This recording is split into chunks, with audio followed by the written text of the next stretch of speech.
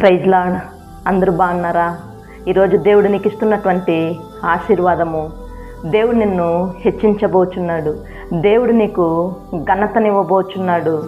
సర్వ సృష్టికర్త నీకు తోడై ఉండి నీకు వచ్చేటటువంటి శ్రమల్లో, ఆపదలలో, బాధలలో ఏ కీడు తగలకుండా ఆయనే నిన్ను రక్షించి నిన్ను కాపాడబోచున్నాడు. దేవుడు తన కృపను నీకు ఈరోజు అనుగ్రహింపబోచున్నాడు. అయితే మనం చేయవలసినటువంటి కార్యం ఏమిటంటే, లోకరాసిన సువార్త 14వ అధ్యాయము 11వ వాక్యము, తన్ను తాను హెచ్చించుకొని ప్రతి వాడును తగ్గింపబడును, తన్ను తాను తగ్గించుకొని వాడు హెచ్చింపబడును. ఈరోజు మనల్ని మనం తగ్గించుకున్నట్లయితే ఈ ఆశీర్వాదాలన్నిటినీ మనం పొందుకుంటాము.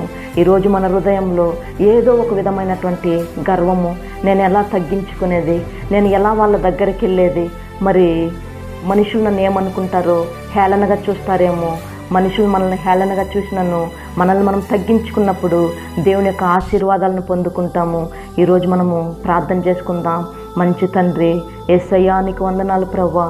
అయా మా హృదయాలలో ఎక్కడైనాను నా తండ్రి, అయా ఏదైనా గర్వం ఉన్నట్లయితే ప్రభువా, అయా ఇప్పుడు ప్రభువా తగ్గించుకొని మేము నా తండ్రి గర్వాన్ని విడిచిపెట్టి ప్రార్థిస్తుండగా ప్రభువా, మా కుటుంబాలకి, మా జీవితాలకి నా తండ్రి క్షేమము కలుగునుగాక నాన్న. అయా మాకు కాపుదల, భద్రతనిచ్చుదురుగాక, ఏ కీడు తగులకుండా మీరు రక్షించుదురుగాక తండ్రి. మీరే ఆశీర్వదించి దీవించమని నా తండ్రి యేసయ్య నామములో అడుగుచున్నాము తండ్రి. ఆమేన్.